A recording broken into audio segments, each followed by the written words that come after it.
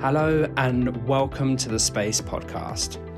I'm Guy Stanley from Stansons, your host.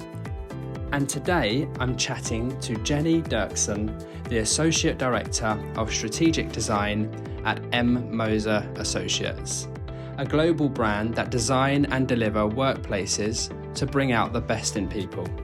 Jeni's had a really varied experience across Toronto and London, making this conversation super interesting. Jeni, you've got a background outside of the UK, so what brought you here? So I started in Toronto, and I was enjoying what I was doing at the time, which was working with a developer. Mm-hmm. And our studio was actually in-house with a developer. So there was a lot of insight as to how designs were made, decisions were made, pricing was considered, different supply chains. But the timeline for a project was quite extended. So my very first day, the first thing that I did at that studio was to work on my background as marketing. And they knew this. So I started working on the logo for this massive development. And they had a bunch in front of me and they said, choose one, make your case as to why. We'll sit down with the CEO, talk about it. We'll make a decision and then on to the next thing, head to site.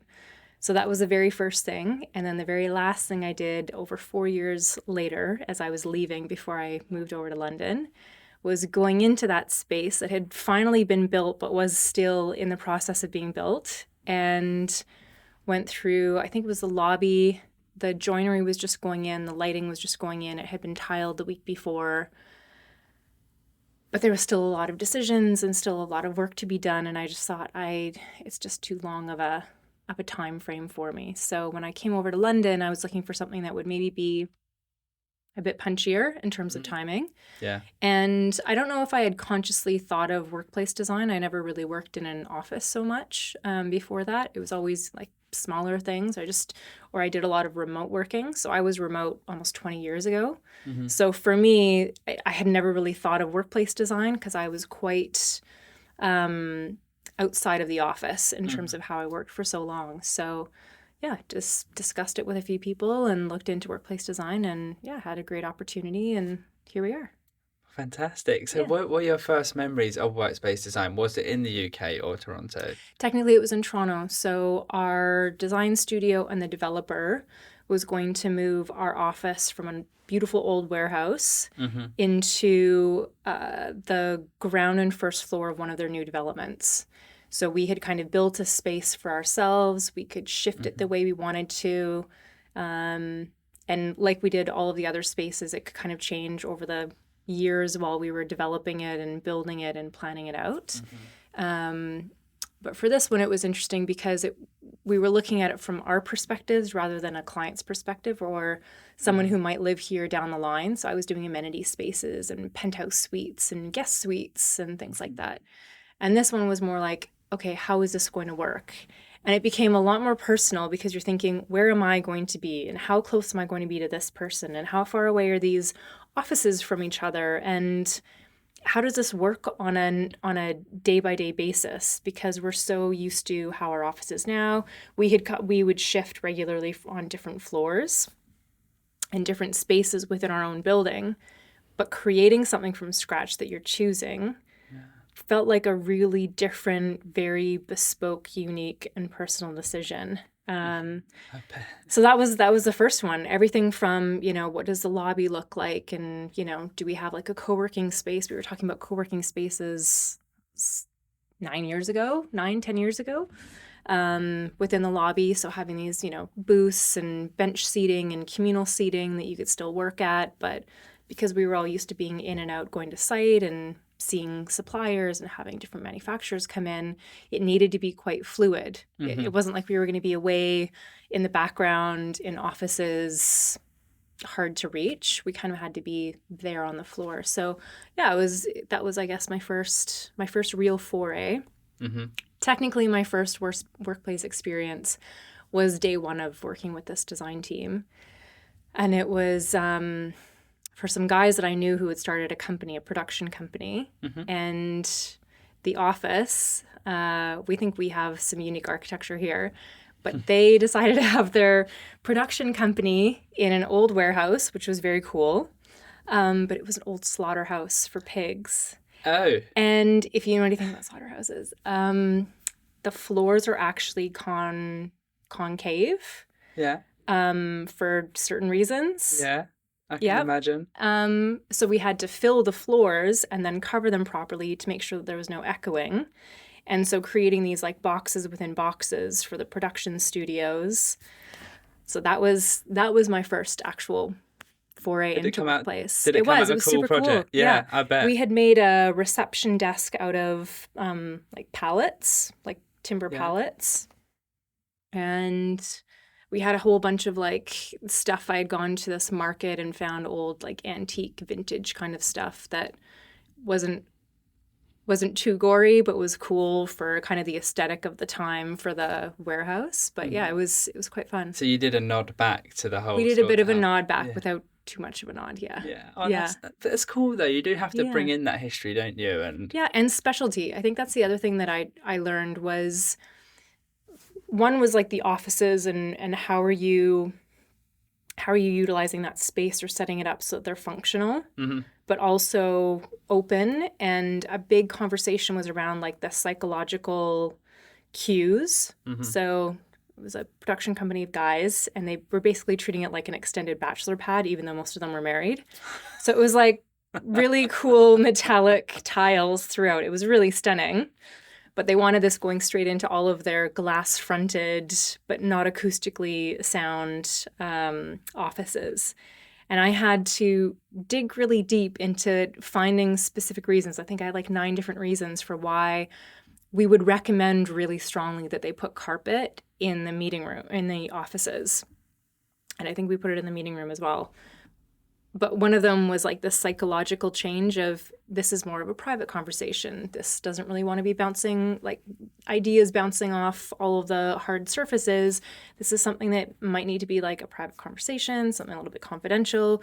You might be on here yelling on the phone. You might be on here wanting to have a quiet phone conversation or discussion and not feel like the reverberation is in your ear. So trying to provide research and feedback and recommendations in such a way that the client doesn't feel like they're getting a design school lesson, I guess. Yeah. That must have been fun. It was fun, yeah. Change management is probably like the biggest. Yeah, I mean, it was really interesting to see how certain things needed to be specialized, especially the production studios. I mean, that was next level. But even just finding the right lighting for over the boardroom, which was the only meeting room, which was also going to be where they were going to have most of their events as a team, and making sure that it fit the culture before I was conscious of workplace culture. It was how do we create a space that feels like you? And I had been doing a lot of residential design on the side, so I already kind of had that innate sense of how do we kind of create a personality or a character, and without that feeling like you're, screaming it from the rooftops from every angle. How do you kind of infuse that within the space so people feel it without it having to be, overly discussed. I love that. Yeah. Love it when you go into a space, you just pick up like almost a culture by osmosis and like the vibe rather than it on words on the wall. Like, don't be a dickhead. Like, we don't necessarily need to know that. This is what we do. Yeah. No, that's really interesting. So you have got a bit of a history of going to vintage shops and picking out, like, curating pieces and rather than buying off the shelves, which I love, by the way. I think it adds such a story. But does that add like a tremendous amount of work time? Like the decision-making process, is that just sit with you, or do you have to get stuff approved? Like, what does that look like? It's been different on different projects. At my first design studio that I worked at, my boss and I were also good friends, and we loved hanging out together. So we spent a lot of Saturdays going to vintage markets and going shopping, which was fine, but it definitely extends your week, which you don't get paid for as a designer, and the client's not necessarily paying for either. So I think there's a time and a place to doing that in such a way where you can fit it in during the week. But we now have more expectations and shorter timelines, and budgets are being cut, and inflation is, driving costs that much more. And it's difficult to find those unique items because it does take longer. And they might need a little bit of work or reupholstering or French polishing in order to get them to the same level of quality that would be considered brand new. That said, it also depends on the client. Some clients are like, this is amazing, let's just get something vintage, order it, and get it straight in.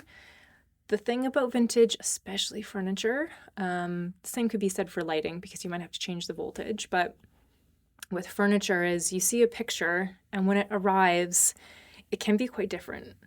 Sometimes it's better than you're expecting and you're like, oh my gosh, I'm, amazing for choosing this, like hit the jackpot.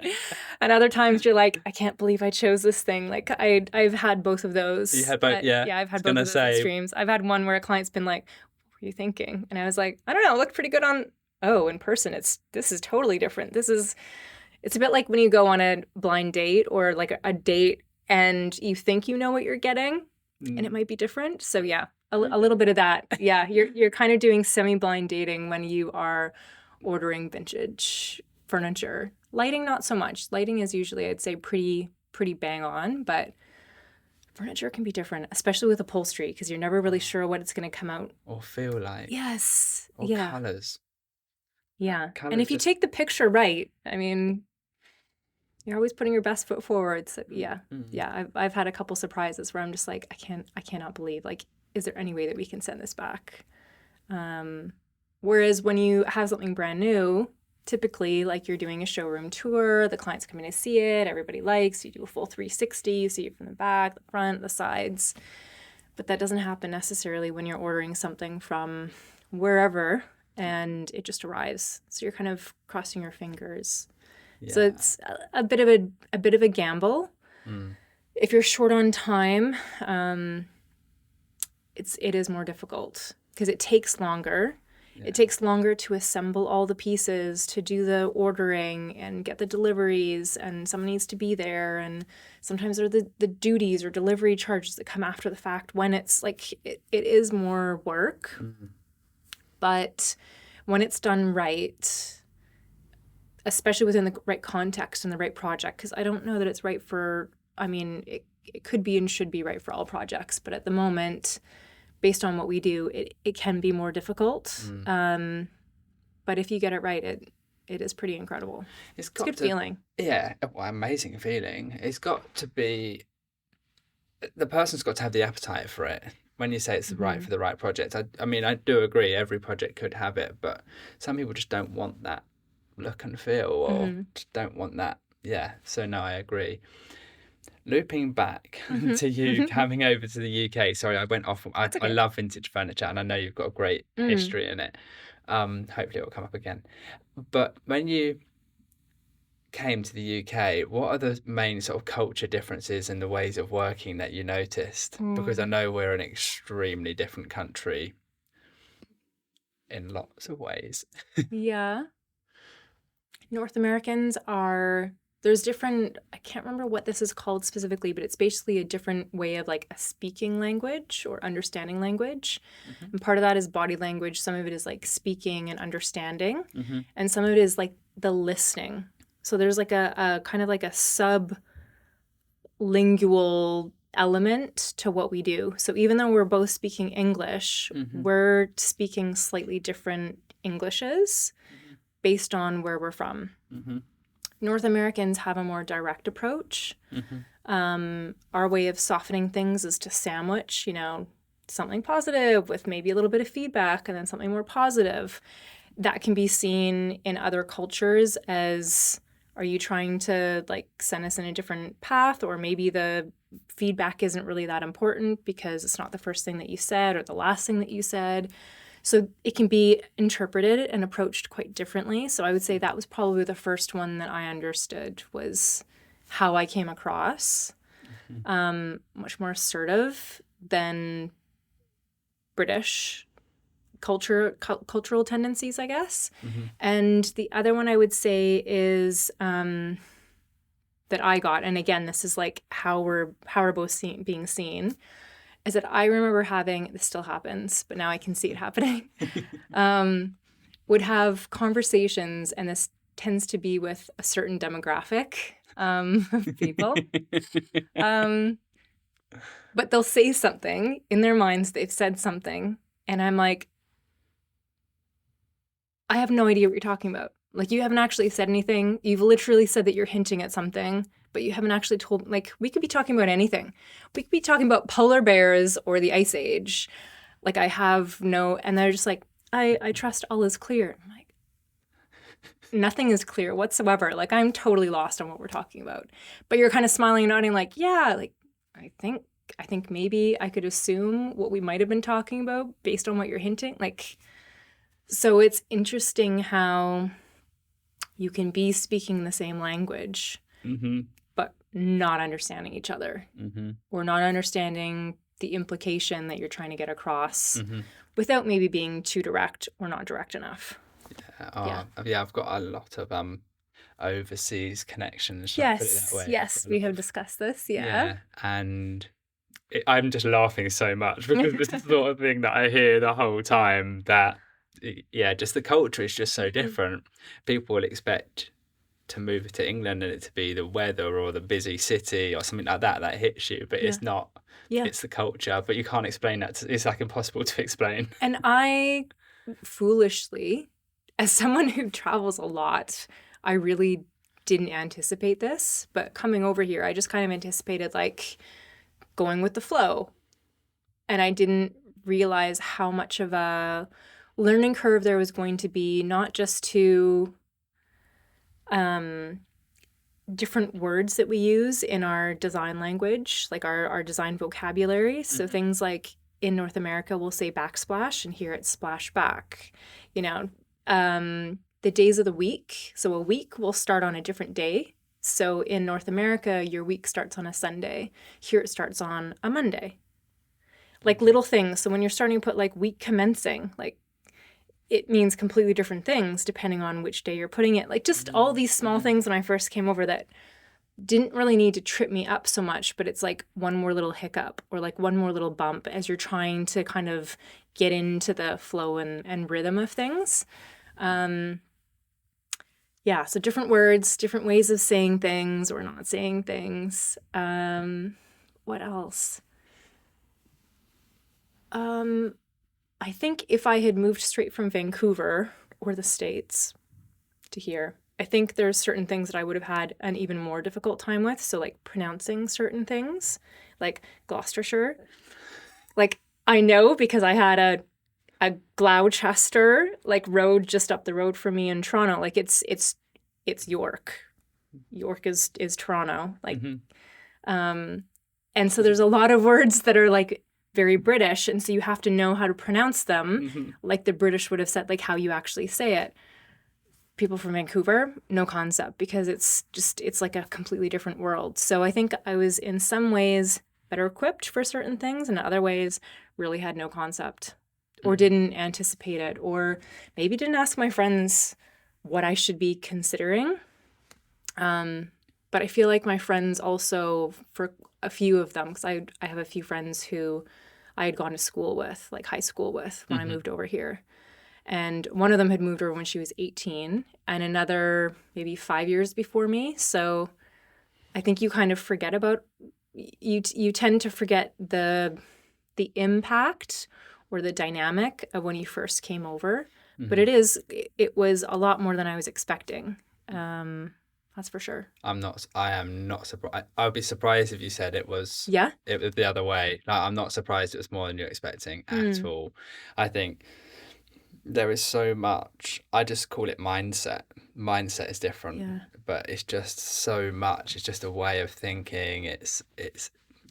How that translate out into like the business world and the way you work and provide feedback or present or talk to your colleagues. And London is like its own microcosm too, or macrocosm within the UK too. So the multicultural kind of groups that you hang out with are also going to shift, or depending on where you work. So I've worked in one design studio, and we used to call it the United Nations of designers, sitting at this bench, because it was people literally from all over, and everyone is first generation. Whereas in Toronto, it was also multicultural, but everyone was second or third generation. So they had grown up in Canada. So even though they were Italian or Serbian or whatever, they were more Canadian because they had grown up there, even though they had really strong roots. Whereas here, it's like, if you're Italian, like, you moved over last year, like, you are Italian. Yeah. So and trying to explain that to people, like, yeah, I know we're multicultural, but actually this is even, like, it's not that it's a watered down version, but it's not a Canadianized version of it, where you meet in the middle. They can understand where you're coming from. And this is like a cultural thing, why different cultures find themselves gravitating to each other, because there's these unsaid things that we just understand about each other. And I think in workplace, you want to work in a company with a culture where you fit in. You don't have to try to fit in. And that's depending on the company at the moment, is going to make or break things. And I think it's going to make or break things a lot more in the future with Gen Z, but also just with our standard of living and cost of living, and having different factors outside of work that you're then bringing into and influencing where you want to be. And can you understand me, or are you coming from a different class? I know we say that we don't have classes here, but that was also another like huge thing. It is still classist. But you might feel that at certain places, depending on who's in leadership or who's on your team or how someone got their job. Like that can be a really big driver as well. So I think the idea of belonging, which is coming up more and more as part of, it's the fourth letter as part of DEI. It's now DEIB, where, yes, I want to feel included and I want to see some diversity, and hopefully I am comfortable enough to see that diversity and want to include everyone, not having anyone on the periphery feeling like I don't belong here, but that belonging is a really big part of it. So you can feel included, but you don't necessarily have to feel like you belong. And that's what I'd like to see changing more and more is it's like a really authentic, I feel like I'm meant to be here. Yeah. Yeah. Yeah, and I think and it's how people actually feel like they belong. They don't relax and get comfortable and then bring them full selves to work, and then all the raft of benefits that you get from that, which don't need to cover, like we can Google those. But I mean, bringing your whole self to work is so important. Definitely. Zooming forward to today, what is your role at Moser? Great question. So my role encompasses a little bit of everything, which is really nice. So I see my role as really being a communicator for all of the different channels and services that we provide. And that amongst other things, but my role with clients especially is to help unlock hidden value. That's my thing. And on a project, I see myself as a bit of like a diamond miner. So I'm trying to find something that can be the differentiator or the industry disruptor or something transformative, but something that makes a project really unique. And it could be around sustainability or decarbonization. It could be specific to the client, where we have a marketing opportunity that really aligns with maybe their ESG initiatives. And I can go into more details of all of these. It could be an opportunity to try something on a smaller scale, where we learn and share lessons learned and use that as a benchmarking project to then scale up on future projects. It could be new partnerships. For some of my projects, it's taking a client that we have maybe partnered with around the world, globally on different projects. We just finished one where we've done 35 projects globally. We did the London project and it was completely different, and it's super awesome because it doesn't match with anything else.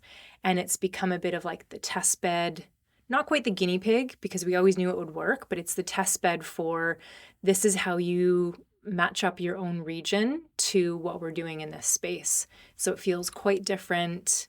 And it really speaks to the ethos of the company as well. So culturally, it's more aligned. It feels less like, in this case, a law firm and more like a tech company.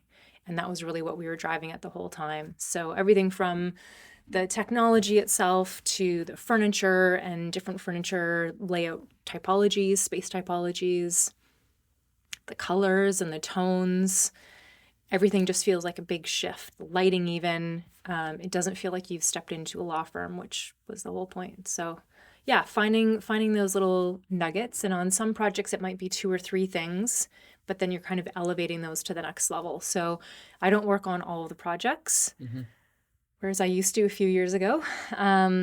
Now I work on a smaller amount, but it's more like, where can I really add value to these in slightly different ways? So yeah, that's kind of my role. Yeah, I love the variety. Definitely. What's a golden rule you live by then? I don't know how I would phrase this, but it kind of it jumps off of the idea of do unto others, like you would have them do unto you. And it's more of a mindset or perspective of being more empathetic to what you don't know, and constantly reminding yourself of, is this thing is happening, and it's not necessarily happening to me, but I can approach it in a slightly different way. So if someone is walking a little bit slower and I'm in a rush, for example, maybe they just got out of the hospital or had surgery, or maybe just had some bad news, or whatever the situation is, but you're trying to look at it slightly differently. And so whether that be, I'm not hearing back from a client, maybe something has happened, whether in the business or personally, waiting to hear back from something or approval, or from a colleague. If it's something bigger, like this project didn't happen, it's like, okay, like what can we do, and how do we approach this in a way where we can think of maybe how someone else has been displaced, or just their perspective on it a little bit more. More mindful of other people's feelings and what they're and going through. What you don't know what you don't know, right? So really considering, it's not necessarily something that's happening to me for a bad reason. It actually could be something that's happening to them. So that sounds like a really interesting position to be in, unlocking that hidden value with clients. So what are you working on at the moment with your teams that kind of you're implementing that, if you like? Yeah. At the moment, part of what I do is project-based. Some of what I do is marketing-based.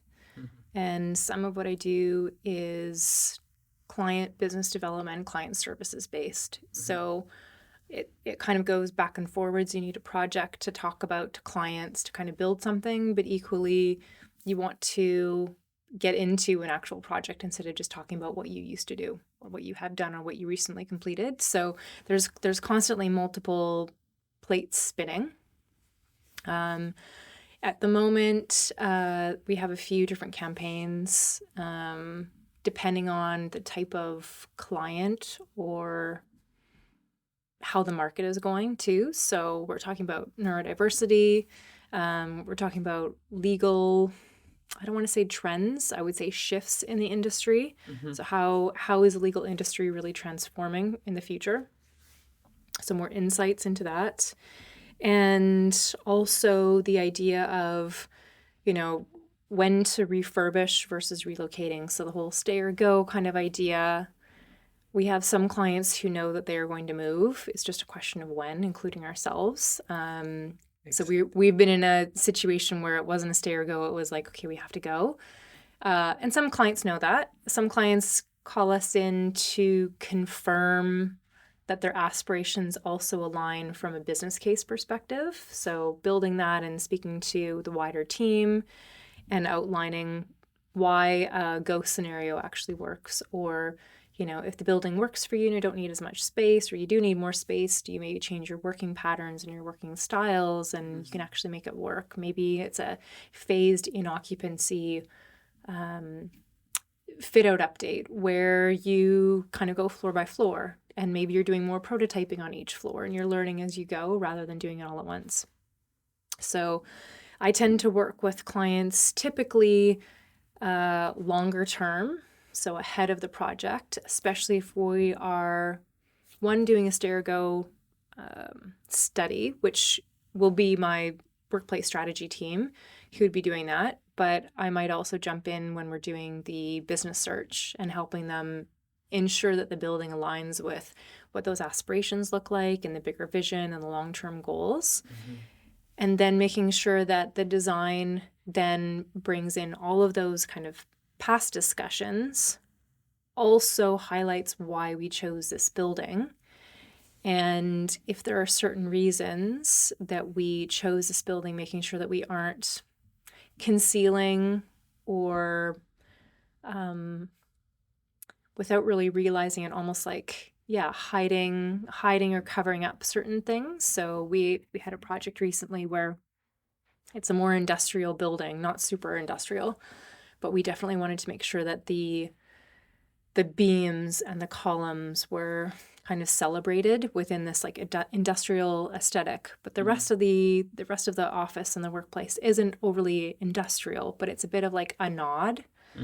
And certain decisions had to be made from a building control perspective and fire safety. And so it's just making sure that we're picking the right building, but then also staying true to why we've made this decision with clients, rather than just kind of full steam ahead and forgetting about all the work that's been done. So little things like that. Sometimes it's the big picture, 5, 10, 15-year plans. And sometimes it's the small details, like we really need to make sure that we celebrate this moment or this element of a building because this is why we've chosen it.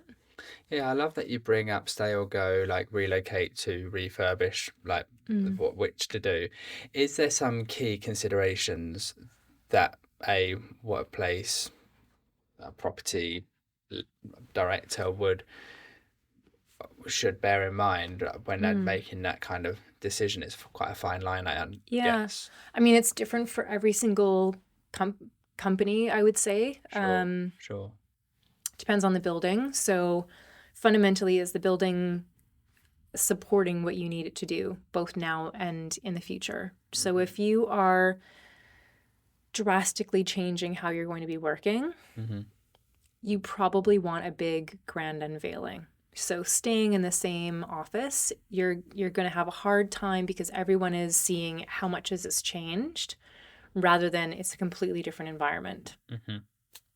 It's like getting something tailored to fit you a little bit better that you already didn't feel like really worked for you, versus getting something bespoke that's going to fit you as soon as you put it on.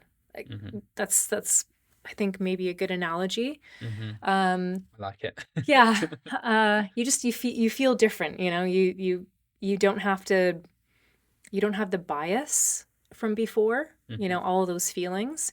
And I think when people get to the point, this is the same thing with residential. If you're thinking of moving or you're moving out of a place, if you have flatmates, for example, if you're in a situation and you know that you are leaving, like you can see the clock ticking and you're counting down. Once you get to that countdown, there's no looking back. No amount of fresh paint or new hardwood floors or a new sofa or fabulous new lighting is going to fix, because you have almost been making a list subconsciously of all the stuff that doesn't work. So when you know you're moving, you really need it to be something new. So I think a grand unveiling can be good if you are fundamentally changing how people are working. So it's more for like the transformative projects. If it is a refresh, if it is, I have a lot of clients who have legacy addresses. This is especially the situation in New York. So think of like Lexington Avenue or Park Ave, or, there's certain addresses that they just don't want to give up, but they don't know what to do with their space, or they have too much space, or they can't get people to come back to the office. Then it's a situation of, if you were to relocate, would you have new amenities both around you as well as inside the office, inside your building, that actually support you better going forward? Or is it a situation where maybe the landlord is willing to make some updates and upgrades to your current building. And I've also seen that with clients where it's like, okay, we're getting a new rooftop terrace. They're finally changing the reception. It's going to look cool. We're getting better end of journey facilities. So people will cycle in now, which was a big barrier to entry before because of the cost of transportation, So there's like a few things. Cost can be an inhibitor. I think program. And it's interesting because if a client is having their office space refitted with a refurbishment, it might be cheaper in the short term, but you also need to consider that you might have to be then moving out in order to do the refurbishment to then move back in. So depending on how long that program is and what actually is required, I mean, if you're putting in a new staircase and you're shutting down 3 of the floors, you're out of that space for quite some time. Do you then need a new space? And what does that cost? And do you have to refit something else out at the moment? So we're looking with a large client at the moment and doing that cost analysis of, does it make sense to stay in a building which is a legacy address, has a decent terrace, but is quite deep and dark and doesn't actually do what they need it to do, and no one is really tied to the building itself. So if they were to move out, get the landlord to do all these works, they have to overhaul the systems. Okay, great. So you get new lighting and new services. It's the same building that you're moving into. But then you also have to figure, what are you doing with 1,000 people? And that's going to be at least a year, probably closer to 2 years of needing space while you refurbish this. Well, then you've done 2 relocations within that time. So there's a lot of things to consider when we're discussing them with a client. I wouldn't say always, but usually you have a pretty good indication as to whether they need to relocate, and it's easier when they actually need to, like, this building does not work, or it is going to cost marginally more for you to move out and relocate than all of the works to get this place up to the level that you need it for the future, especially with all of the new sustainability regulations coming in as well. So that's like the long-term thinking. But every once in a while you get a surprise. So that's also fun. Yeah, no, that's really great. So when people are doing a project brief and they're bringing you on board, as in these teams, what point do they bring you in, or what point should they bring you in? I would say for our team, earlier is better. I've had current projects that we're on board with 6 or 7 years in advance. So it may not be the same team who's doing the design later on by any means, because it's the strategy team at the moment who's going to switch. But it could be anywhere from, I mean, I've had some clients who it's a few months, get brought in very last minute, to several years. I would say anywhere from 1 year to 3 years is typical, depending on how big of a space you are taking and how many people are involved. And realistically, this is also going to come down to your culture. How much are you including and engaging with your people? So it's going to be leadership dependent. So how is the internal team making decisions? Who is being enabled to make those decisions? Have they done this before? What sort of experience do they have? Are they new to the market? A lot of the times we have US clients and we'll be helping them out over here. So how many times are they realistically going to come back and forth? It's probably going to be hey, I'm going to come out, look for a building, do the search with you.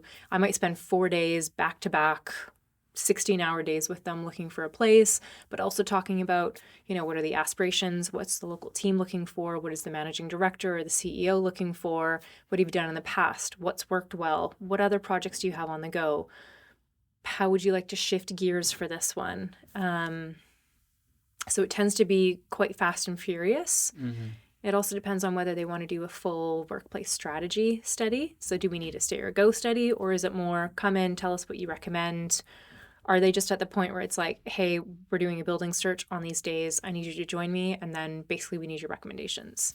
So it could kind of vary. And I've had clients who maybe haven't been as knowledgeable about our market as local kind of London clients who come across like they really know what they're doing, and they do know what they're doing, but the London market is quite different from other markets, from other real estate markets. So I think sometimes those intricacies can trip them up a little bit. And again, it goes back to the stakeholder, like who can actually make the decision. So I had one client who thought she was ready to go, had it all in hand. We had the place, we had everything set up, thought we were at the point of doing an HOT, but there was something internally that wasn't aligned, and we ended up losing the building. And she thought that she had been given the A-OK to move this forward, and internally someone else didn't realize that they hadn't given her that for someone else. So there was a bit of a divide internally as to how much autonomy and authority you actually have. And that's another thing that's, I guess, good to understand or delve into with clients is like, can you sign this off? Or do we need to have a different discussion? Or do you need approval from someone else? And that's a tricky conversation sometimes, because you don't want them to feel like they aren't, the holy grail. But the reality is, if they can't sign it off, then it could be 4 months down the road because maybe the solicitor isn't in place, or they don't understand that the HOTs means that they can't also be still looking at other buildings. Meanwhile, they haven't really made up their mind internally and they're still making decisions. I had a client who wanted their internal team to be working on things like the test fits. And I said, our team can do it because we know the regulations, we know the local regulations. We know what the local standards are from, for example, like an office perspective or a comms room. Like this is, we kind of know, like we can do it pretty quickly from Tetra's perspective. But also her team kind of hummed and hawed over things, and I don't think was maybe as experienced. And so that's also slowed things down too, where it's like, we can just do this and we'll do it almost overnight. So tomorrow you can kind of see it, or in a couple days you can see it. So I think understanding who your client is and what their level of autonomy and authority is, which sometimes you don't find out until later. Yeah, until you don't get the sign off. Until you don't get the sign off, yeah. So what do until you lose the building. Yeah, Yeah. That must be a bit of a... Yeah. Yeah. So what do you look for when in a building when you're doing this search? What points out the right building? Which... I'm quite partial to biophilia, so I'm always looking for outdoor space.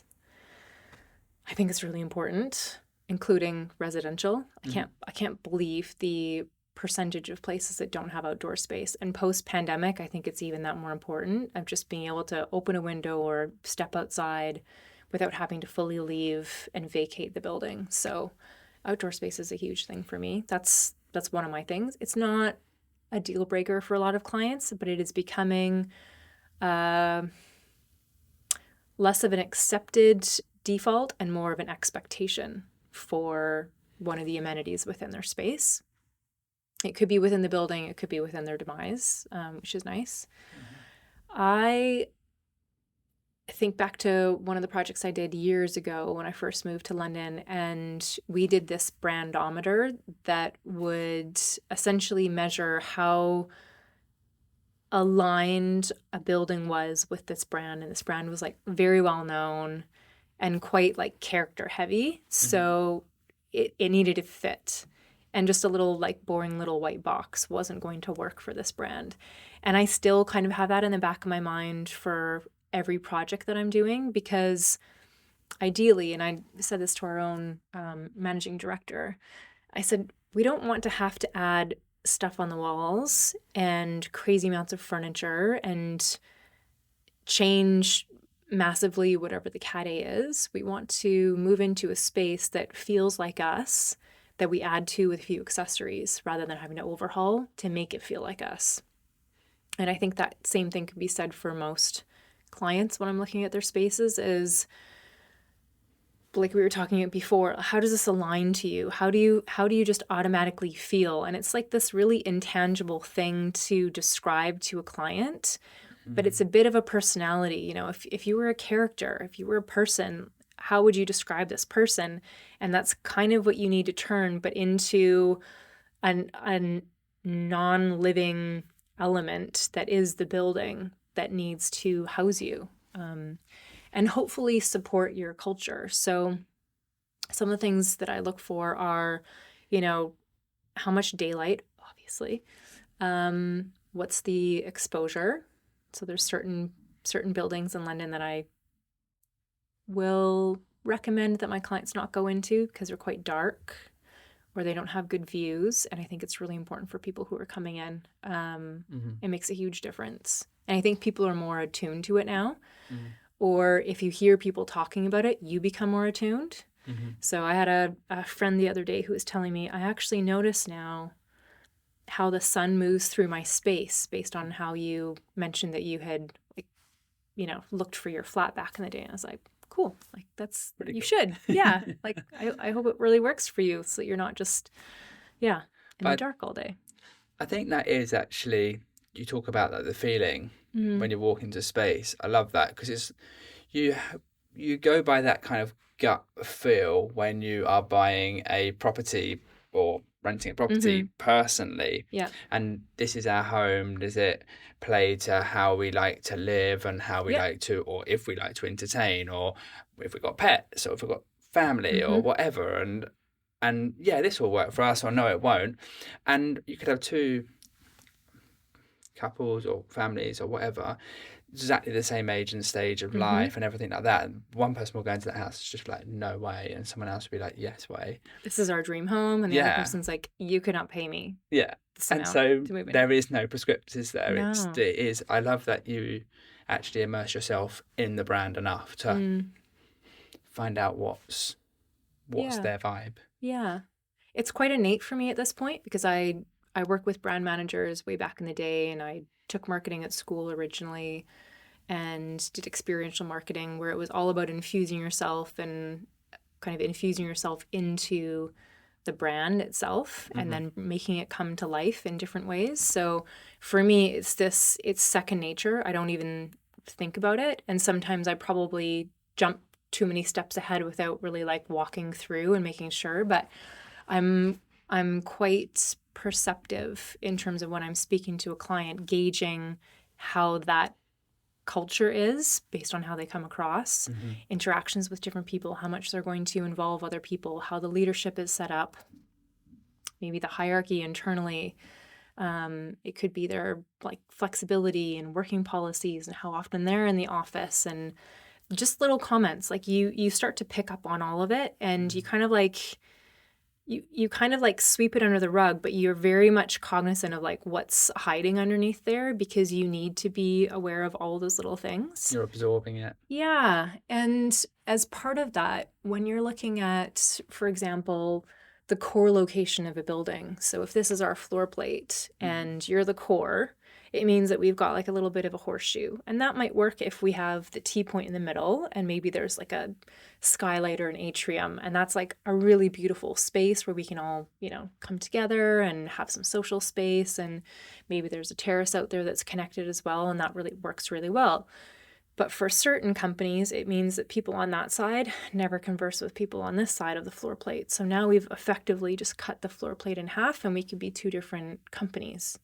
And maybe one gets the sun in the morning and one doesn't get the sun in the afternoon because there's a building blocking it. All of a sudden, the two sides are going to, they're going to be polarized without anyone even realizing why or how that's happening. It's just going to happen. So little things in terms of how the internal interactions will play based on where the core is, where the sun is coming, what that exposure looks like, how the daylight hits, how social do you want them to be, is there external space? I had a client a few years ago who was consolidating into one space. I think they had 9 or 12 offices. I can't remember anymore. And they're all coming into one space, but the company itself was growing so quickly because it would basically merge and acquire, buying out any of their competition, and then just bringing them in-house, and then they decide who stays and who goes.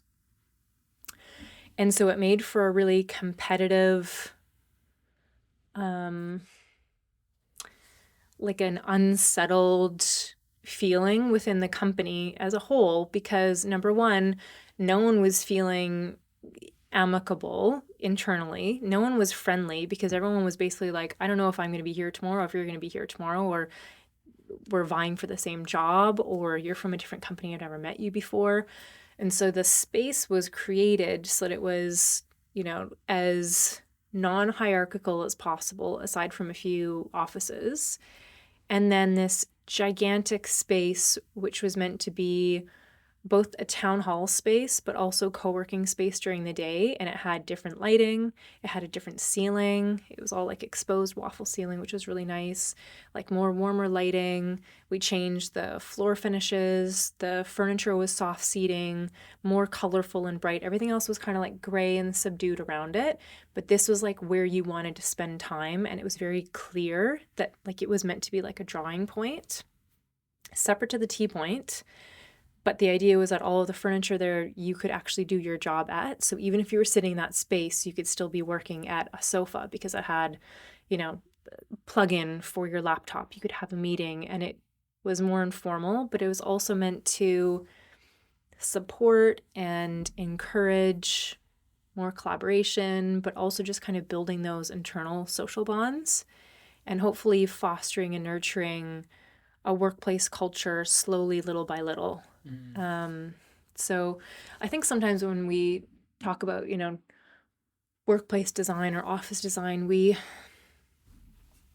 maybe dumb it down to, this is where I work. And it's like, in my mind, it's more than just where you work. This is where you're going to spend the majority of your time. And depending on how you're feeling about both going in, how you spent your day, and how you feel afterwards leaving it, that follows you throughout the weeks and the months and the years, because that's going to change how you go on vacation, how you spend money on your time off, including like, oh, I'm getting delivery tonight because I worked really hard and I work really hard, so therefore I should treat myself. And it's like, actually, you're gonna have to work that much harder if you're getting, takeaway at night, rather than just making something that's like really healthy and wholesome and then bringing it to lunch the next day. But that can accrue over time in terms of like just kind of like either building you up or kind of tearing you down. And so I think there's an opportunity for us to see what we do from a workplace design reality of, this is my perspective, but we're basically influencing society as a whole, because how you are leaving the office is going to indicate how you treat other people, how empathetic or understanding or patient you are.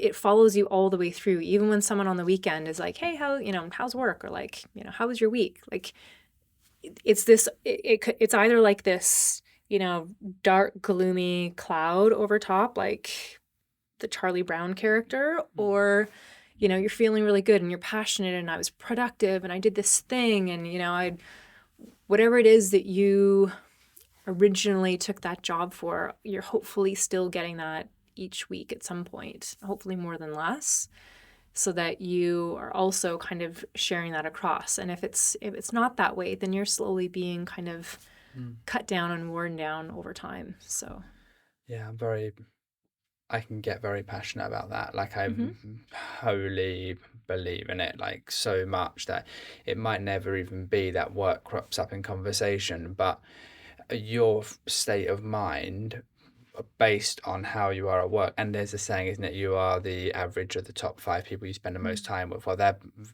very likely 2 or 3 of those are going to be from work. that's true.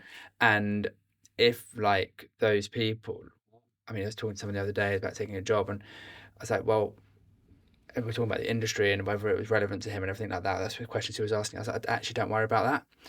Talk to me about the person that you're reporting to and the person that you're walking alongside, because that's actually all that matters at the moment. And then you can start working out those more like smaller detail things. But if you're with good people, and essentially that creates a culture, your life is you will think differently, you'll be more creative, you'll do more you'll go so much further in life than you ever imagined. It's the thrive versus survive mentality, right? Yeah. No, I think that, and to think that can all come down to a workplace and the location and the design of it, and obviously the managers and the leadership team are totally, but to think that these people and these spaces have this huge impact on how we live and behave. And Well, we're making decisions right now. So, perfect example, stay or go for some of our clients who are moving into spaces over the next 5 years, or potentially that have just moved in who are going to be there for another 15 years. That's influencing Gen Alpha, who will then be in the workforce by that point. Like, I'm thinking of my nieces and nephews, I'm like, they will be working in this office at that point, like 15 years. Like, yeah. crazy. Yeah. It is. What are some of the common mistakes that people make when they're looking for a space?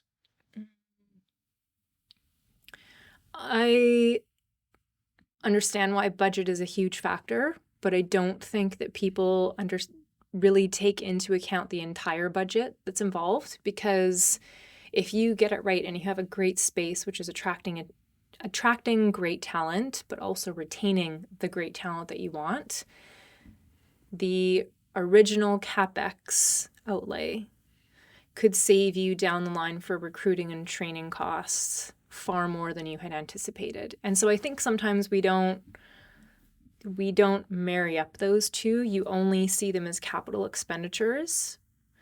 Similarly with looking at furniture, you could do a 5-year fit out. We're probably going to leave in 5 years. We're anticipating our growth. We're going to be out of this building. It can't sustain us, but in the meantime, this is all we need.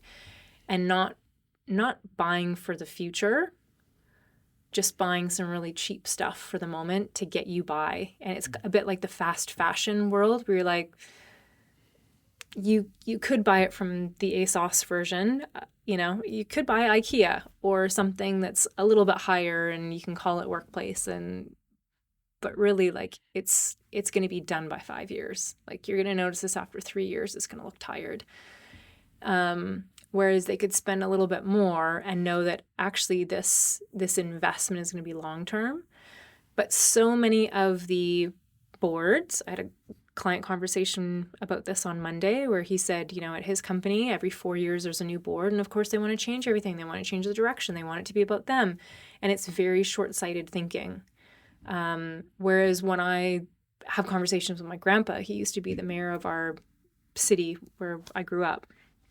And he was always going against the short-term grain, thinking about the long-term. So he was thinking more like, how are we urban planning for the future that we don't know that we are going to need? How is this going to work? How are we connecting all these different elements to our, downtown city center? Mm-hmm. Are we building, community spaces that everyone can use for the public? How are we creating these spaces so that the youth of the future have somewhere to go and spend time doing something healthy and worthwhile and connecting with adults? How are we volunteering or helping, the elderly? Like, it was such a strategic long-term view. And I remember, I was young, but even as a teenager, I remember reading articles about people who were really against this idea because they wanted fast, ideas and changing things, but it was going to be really expensive. And he was like, I'm setting out a budget that works for 30 years. And here, like, there is a vision, but you can't get the vision right away. Like, we don't have enough money and we don't need all that money right now, but here's how we're going to do it. And it was, I think, a very, I don't want to say traditional because it's not the bad version of traditional, and not that traditional has to be, but it was a very, like, risk-averse, old-school version of, until we have the money for it, we won't be doing it. Whereas our generations now are like, oh, we'll just buy it and figure it out, or we'll just go into debt to make this thing happen. And part of that is it was easier to build that up, I think, back in the day, whereas now everyone is priced out of a lot of things. But the way that he was really blocking his way through it, and then it gives you time to like learn and adjust and pivot and build on, like, slowly, planning by and by. Whereas even now, we're making these decisions for 15 years in advance. It's like, I have no idea what we're going to be doing in 15 years. It's like, I moved a client into a space. They have a 15-year lease. Last year, they moved in, and within 6 months, they were already over their 15-year growth prediction. And people are coming into the office more than they were expecting them to, because the space is great and they love coming in and they're more productive and they like this space. And it's a great case study, but it's also like, do we need to get another floor in the building? What are we, you have this for 15 years. When we're planning, yes, it was always, we'll go into this building so we have options and, first offer of refusal, that's fine. First right of refusal. But I think we've spent more time figuring out how we would demise different floors and sublet them, or what would the landlord take back, or which floor would we get rid of where we could, cut out the stairs and fill in the slab and cut that floor off. Like we were thinking of it more in terms of what goes wrong because we had been planning it during the pandemic versus, okay, we're 6 months in and we still have 14 and a half years left to go on this lease. Now what? And we've already we really weren't expecting this. So when I called the client and I was like, hey, so post-occupancy survey, and he's like, well, we've smashed all of our goals. He's like, which at the moment is a good thing. He's like, but I'm just not sure where we go from here. I don't think it's something that we're going to sustain. This is crazy growth at the moment. So I'm sure it's going to go down before it goes up again. He said, but all of the numbers are positive. We're more profitable. We're more productive. People are happier. Our attendance is up. Their slowest day on a Monday or Friday, I guess it's Friday, their slowest days in January, February of this year, 2024, were the equivalent of their peak attendance on a Wednesday 5 years ago when we had been doing the occupancy studies and space utilization studies. Oh my goodness. Mm-hmm. It's like a completely different company. And you can say that, and it sounds like I'm being quite flippant as part of the design team and project team, but I spent a lot of time with this company over 4 years, so I know a lot of the people. I can walk through on any floor and say hello to multiple people, no problem. And it's the receptionist who actually said, who's an older woman and super lovely. Their receptionists are all just wonderful. The warm welcome. It's like going to grandma's house, it's so nice. And one of them said to me, because I was like, oh, any feedback? Has anyone said anything? She goes, well, I have feedback. She goes, I want you to know that from that very first day when we came in, she said, I thought that I felt like not only was I in a new building, but that I was at a new company, that I had started a new job after, I think she'd been there for 25 or 30 years. She said, I feel like I'm at a new company. She's like, I have so much energy. I'm reinvigorated. I'm so excited. I have so much more passion. She goes, I feel like a different woman. And I feel like I'm 10 or 15 years younger because there's just more energy. There's more happening. Everyone is excited. There's just more movement. There's more happening. She said, so instead of being in a quiet, dark, cold, uninspiring, empty space, which is where her reception was kind of located before, she goes, and not that there's anything bad, she looked out onto a sweet little garden, but she said completely different.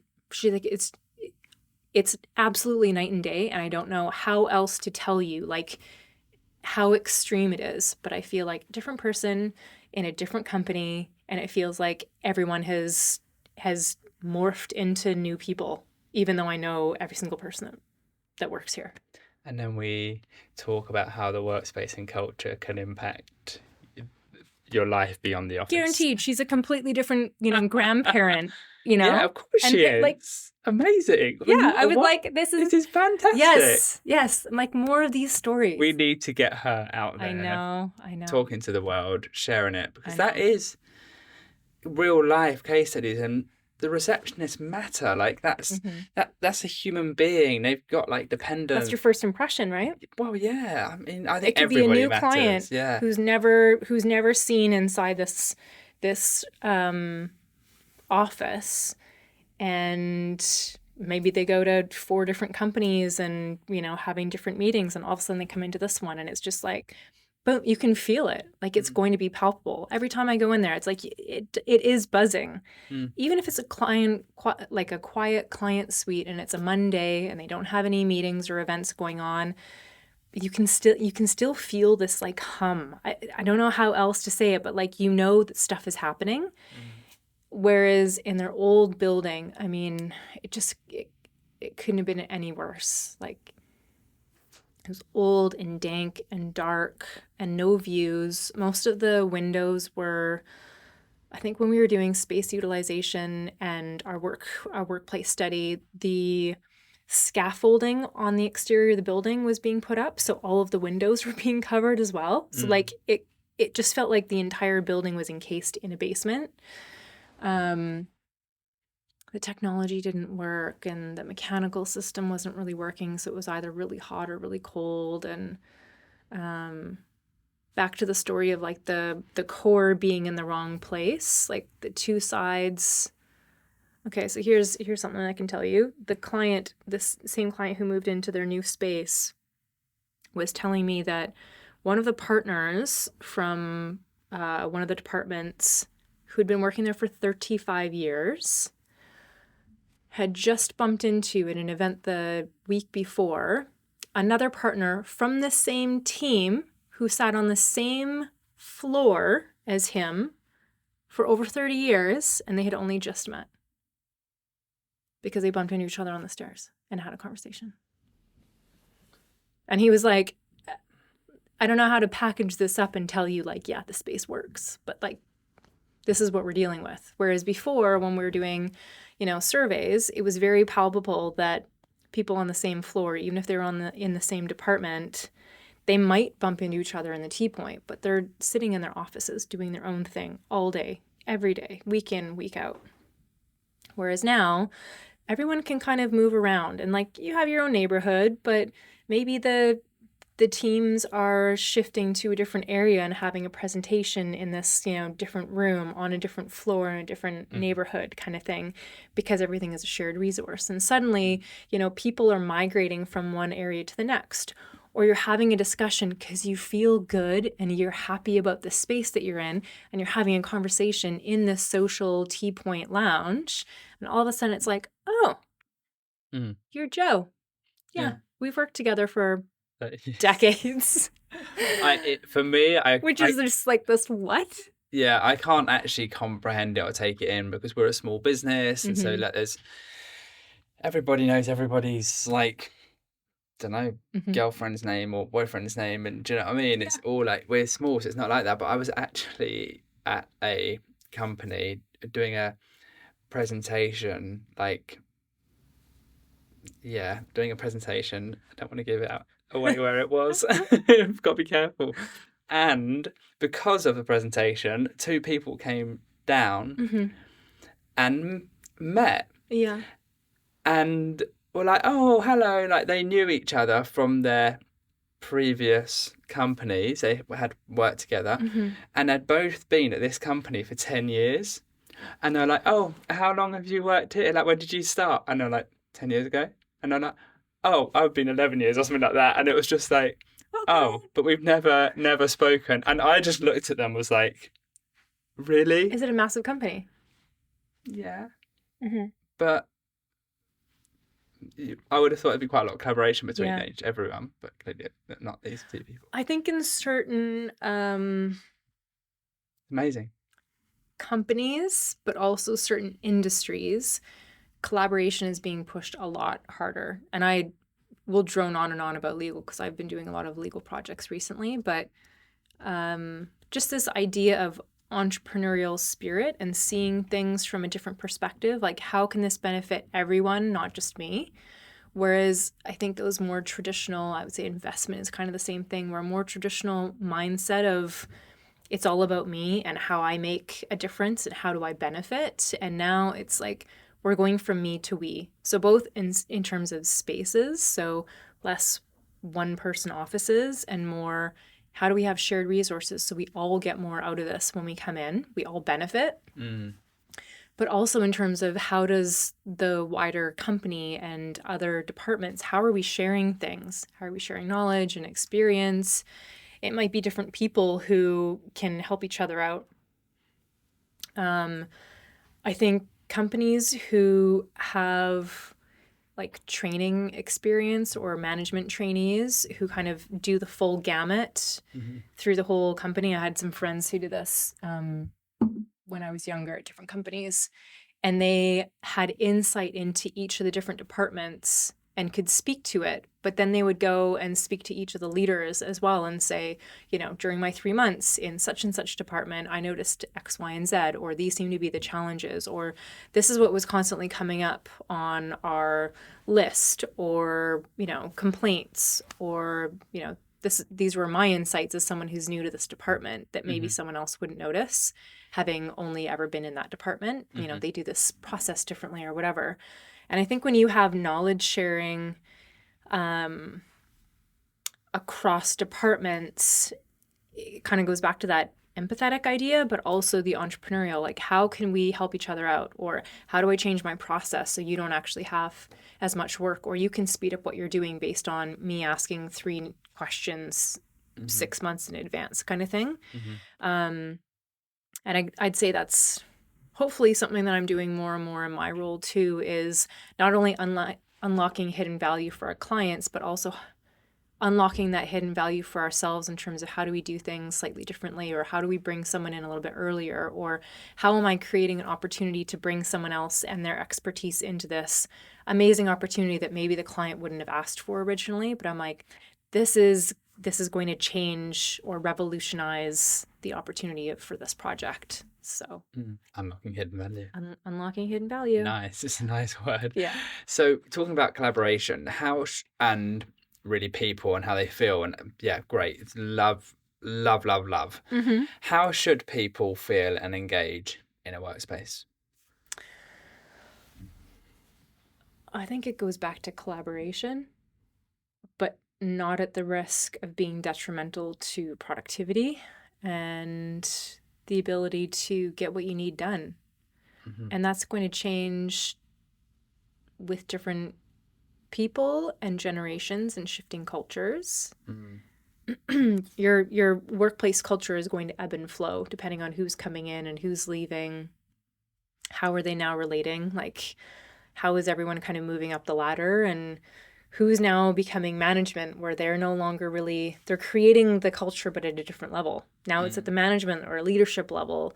It's not so much at like the day-to-day, I don't want to say people level because everyone's people, but like the operational level. Yeah, the doers who are coming in and like really need to be feeling it and feeling like they're part of it as well.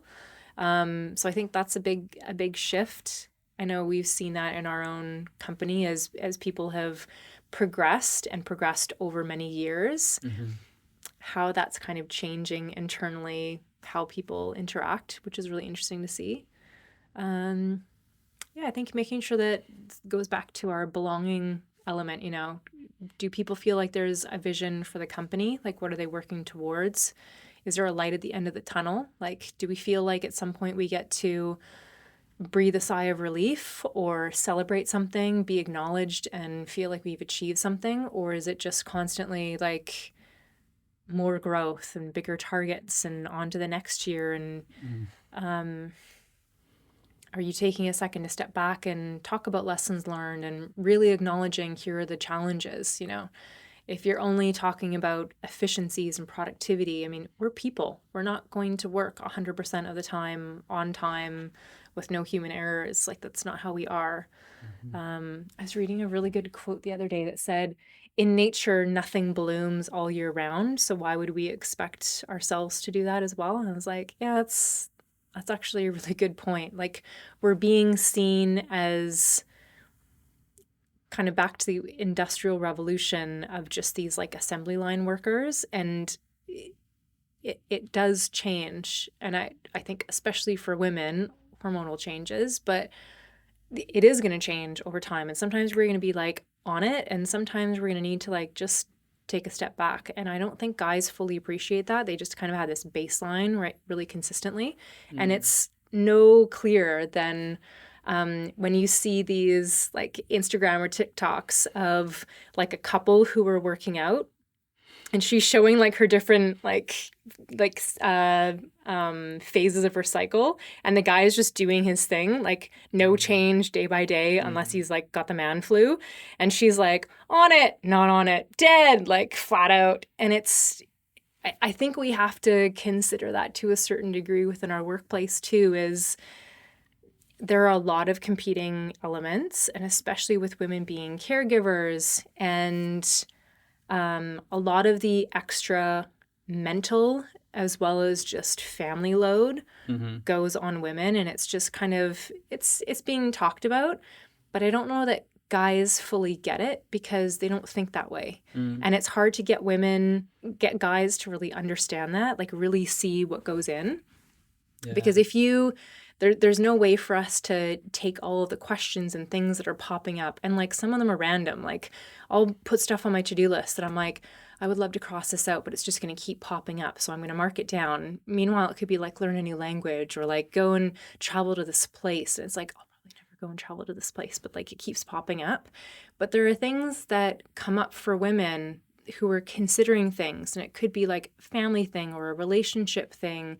It could be a work thing. It could be management, what they want to do with their career, what they want to do with their family. Like there's so many more things. Whereas I feel like guys have been quite programmed, like it's about working and career and being driven. And I hear this between my sister and my brother-in-law, actually, where my brother-in-law feels pressure to constantly be doing more at work and attaining more. And he does it because that's where he, not that he isn't proud of his family, but that's where he has excelled, is in his career. And a lot of times when there's been a compromise, work has won out, because he is the sole breadwinner and he is responsible for providing for the family. And so there's a lot of pressure on him. And especially once you make it to a certain level, no doesn't really, even if you're a partner at a company, no doesn't really feel like it's an opportunity.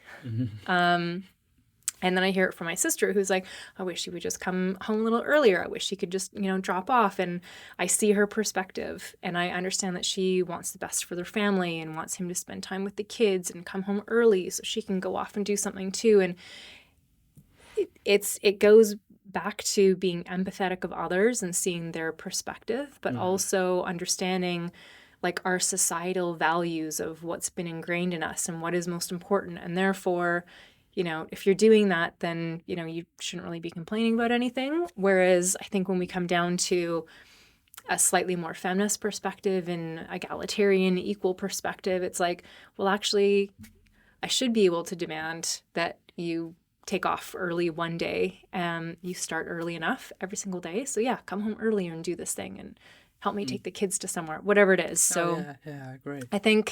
I think there's a lot of pressure, and especially with the generations that we're dealing with, like multiple generations in the industry and in the workplace right now, until a little bit more moves on, I think it's going to be hard to make a shift. But I think once part of the old guard has shifted, I think it's going to open up new opportunities. And we're already seeing that. I mean, there's a quote the other day that, what was it, 90% of Gen Z associates said that flexibility was the most important thing to them in law firms. So they would reconsider where they would move or which company that they would go to based on the workplace culture, as it should be. Exactly. But that never would have happened 10 years ago. No, but if they've got the flexibility, they're male, they can then help out, be there, cover while and make some of those bigger generational changes too, right? Yeah. So then things start to become more equal. And I also really think it's down to each individual, and there's no right and wrong in terms of them, but like each individual person's priorities, because like for me, it's really important to do X, Y, Z, and I don't care if X, Y, and A, B, and C rips. I'm doing X, Y, and Z. Like that is it. I've made my choices. I'm doing that. Whereas Yeah. other people, I can just see they've got different priorities. And Well, and it shifts over time too, right? So at some point, career is going to be the number one thing because you don't have a whole lot of other things, especially in London. People come here for their career. They're going to push the other things aside because they might not know people here. They might not have a life outside of their career, or they're here to make money to send home for whatever reason. I have a ton of friends who are sending money back to their families because either their parents are older and don't have enough saved up or need extra care or in a care home. Helping family out from a different perspective. And so when you look at why people are putting so much of themselves into work, a lot of the times it's not the paycheck, it's what the paycheck can then afford them. And that goes back to like this empathetic thinking of, how do we help people out and how do we assume that it's all for the best as well? You've done so much. What's the most exciting project you've worked on? There's a few. So one of them was a few years ago, which was quite boundary pushing in terms of what we did from an internal branding perspective, aligning with the workplace culture, which was a lot of fun. That was Deliveroo a few years ago, which was a blast. I just finished a project with our team after 4 years, and which is a long time. Yeah. Which, as you can recall, was why I got out of my last. I was just going to say, you like this fast-paced. But we needed that much time to slowly go through things, so that's fine. And it was worth the wait because of just the black and white extreme from a transformation process. Like it really was interesting. That's where I was telling you that the receptionist was feeling like she was a new place, new person. Oh, that's worth it. So this has been top to bottom, and we're hoping to follow up with a 1 year on. Are you still as excited about the space? How are you utilizing it? That type of thing. But my favorite project, and I think probably the most interesting too, realistically, was working on an ad agency a few years ago. And the client definitely helped to make it a great opportunity because he was open to anything that, I think he had three rules, if I think back to it. One was, if you've seen it done before, don't even think about it. So don't take something from Pinterest and then try and turn it into our thing, which I was like, awesome, amazing, because I don't work that way anyways. The second was, if it's in any way corporate, it will not work in this space. I was like, great, because we do corporate workspace, but this is really nice to do something different. And the third one, which we came up together, I think we had done a tour of his site, walked through the space, and at one point there were cracks in the ground. They had this white resin concrete floor. And at one point I said, what are your thoughts in terms of the cracks? What does a landlord say? Is there going to be a contribution? What do you guys think? And he was like, oh, just have to redo the floor. I was like, but then if we redo the floor, it's going to look brand new, shiny, polished, and finished. And nothing else here is really brand new, shiny, polished, and finished. What about if we get I'm not saying gold grout, but something like wabi sabi, this Japanese idea. And this is 6 years ago. This is before everyone started doing reception desks that were cracked with gold grout. But it was a few years before that. And I just said, what about if we celebrate the fact that it's cracked and do something to kind of highlight it rather than try and hide it and conceal it? And he was like, I love that. And I was like, well, that's kind of the concept that I'd like to bring in as a whole for this, which is, could we look at repurposing furniture and furnishings and lighting so we get everything for the most part reused, I think except for curtains from you, because they had to be fire rated specifically. But even things like there's a cinema and we got an old Persian rug instead of a carpet. We did get some curtains from eBay because they were like a really dusty rose velvet, which was perfect for the acoustics of the cinema, but then we had them fire rated. I know the ones. Yeah. The door to the cinema, like we found online, it's like I don't know where it's from. I don't even want to know, actually. It looks like it could be from like Torture Garden or something. Like, it was really interesting. But like black tufted leather with like a jewel like doorknob or something. So super random. But the whole idea was like find things that work within this space. Even things like, so we used dead stock. So for example, we had to build out new bathrooms just based on the additional head count going into the space. Mm-hmm.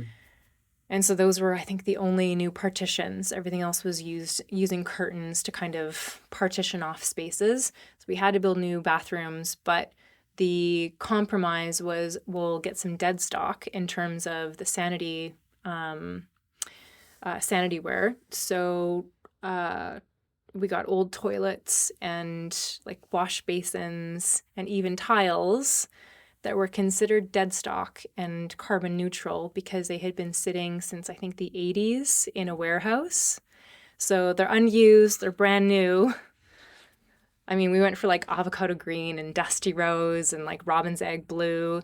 So, but we could play with it in this space because everything else is kind of like a reused, it kind of fits. I don't encourage that for everybody because I don't think everyone wants an avocado green bathroom, but it was fun to be able to repurpose this and do it in a really bold kind of a bold way of, you know, this is the brand and they are willing to do this and it is going to be great. And it also matches with roughly the era that this furniture is from that you're also sitting on that we've managed to collect. So that was really cool. Even like the joinery was old floorboards from a priory that we had refinished, which is fun. And the bases of all of they didn't have desks, but they had tables. And all of the desk tables, the bases were vintage Victorian radiators that we had sanded down and then painted white, which was I think probably my favorite thing about the whole thing. It looked really cool. And you didn't really notice it when you came in because the flooring had been refinished to white, but not like sparkly, shiny white. So you didn't really notice the legs, like the underside of the desk or the tables. But when you did, you were like, wait a second. And you kind of took a second look like, is that what I think it is? Big column radiators. Yeah. I know the Victorian ones. Yeah. Trying to think of like what else we did. We also found, things like signage and branding. Again, we didn't want to make new things unnecessarily. There's enough stuff in our world to go around and around multiple times. So I found some they're called French mannequins, but they're so old, like, I don't even know how many decades.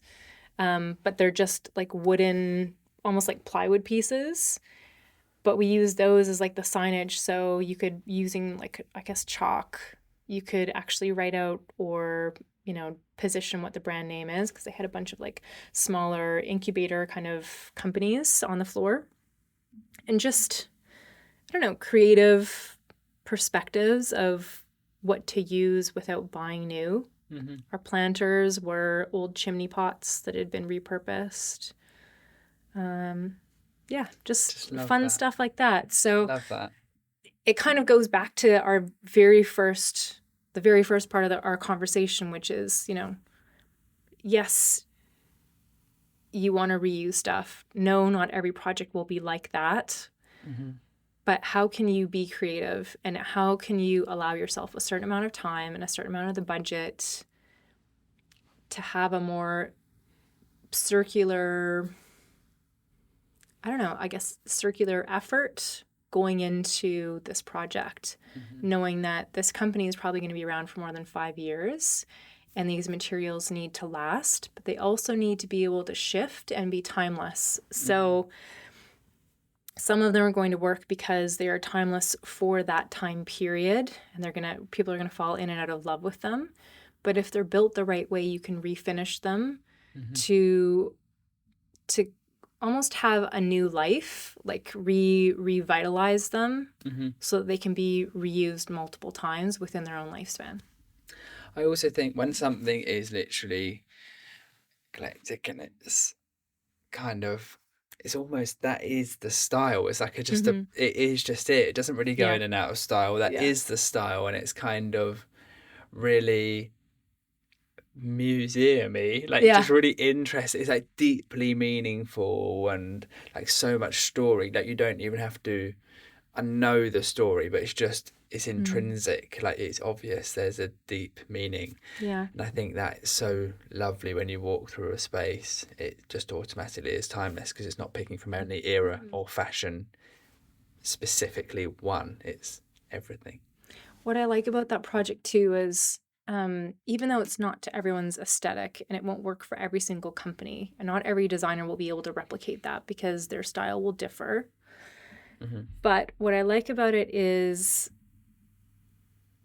we can talk about it, and everyone is interested, especially now because circular design is a bigger point of or big topic to contend with. And we're talking about sustainability, and we're talking about decarbonization, and dead stock at the time, like no one really knew what dead stock was unless it was a fabric and you were in the fashion industry. Whereas now it's becoming a little bit more widespread, and I like the fact that people are talking about it more, and we can share these stories of this project has happened. Like I can say I have done a project that is just about entirely carbon neutral, other than offsetting, the delivery of said pieces, but it's all essentially dead stock because it's decades old. And to think that happened how many years ago? Like 5 years ago, maybe. Yeah. Must have been something to wrap their heads around. I mean, they clearly, the client were like fairly forward thinking, but super forward that to thinking, be exactly. happening like 2019. It was before the pandemic. It wrapped up before the pandemic. Yeah, that's 2018, 19 then. It's crazy. Yeah. And brilliant. And to think what we could be doing, how much further on we should be and could be now. Yeah. Whereas we're only really sort of talking about that now.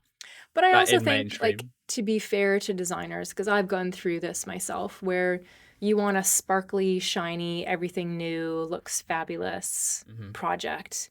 And you kind of have to mature in your design career and professionalism to go, actually, it doesn't have to be all brand new anymore. Like, maybe we do 50-50 on this project, and what are the elements that we can take? It also depends on, like, what does a client have that could be repurposed? I mean, I remember working with a client, and most of the stuff that they bought was from IKEA and made.com. And I was like, so we're not bringing anything from this project. Like, don't even think about it. To other clients where they're like, oh, we're just assuming that we wouldn't bring anything. And I'm looking at their furniture like, no, you should be keeping this. I mean, this is fantastic. You spent a lot of money on this 10 years ago or 12 years ago. I don't even think these leather chairs from the entire client suite need to be redone. So I had one client recently who they wanted to update the private dining room for the partners of this legal firm. And they're like, we don't have the budget at this point because we're probably going to move in a few years, but like, what could we do? And I was like, no budget and make it feel completely different, right? Easy. Yeah, just refurbish it overnight, Jenny. But we made some adjustments to the lighting. We got the carpet changed out. We did some French polishing to all the wooden wall panels around the space. We kept the tables because they're burled oak and they're stunning, but they didn't quite work with the colors because it's quite a yellow color, the burled oak. So we had to adjust a few things. And one of the things that we did was take these like kind of like dirty beige chairs, and we relocated and replaced them with leather chairs from the client suite so they could work in the client suite a little bit better, and then moved the darker chairs from the client suite into the private dining room, and it looks completely different. And I was like, as long as you're happy with what's happening in the client suite, then like it's a no-brainer. And they're like, we love it. It looks amazing. So added some new paint on a few things, got the right color of white that wasn't blindingly bright white, just the right color, and picked some artwork from their massive collection in the basement.